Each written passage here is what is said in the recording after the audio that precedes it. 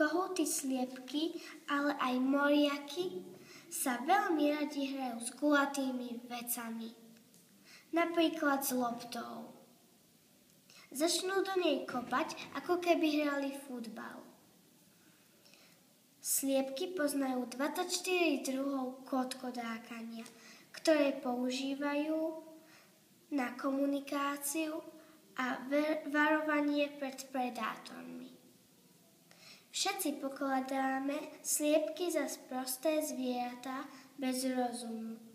Ba dokonca je aj jednou nadávkou u nás pomenovanie sliepka.